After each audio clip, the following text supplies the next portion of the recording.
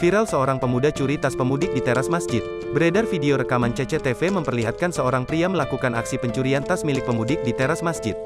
Video itu viral di akun Instagram _media. Dalam unggahannya dituliskan, bagi yang mau di perjalanan jarak jauh dan istirahat di masjid harap berhati-hati. Kejadian seorang pemuda saat mencuri tas milik orang lain yang sedang istirahat dan tidur di masjid terekam kamera CCTV. Kejadian di Masjid Cangkring Kebon Gembong Kecamatan Pageruyung Kabupaten Kendal Jawa Tengah pada Kamis tanggal 14 April tahun 2022 sekira pukul 2 waktu Indonesia Barat, tulis Terang Media.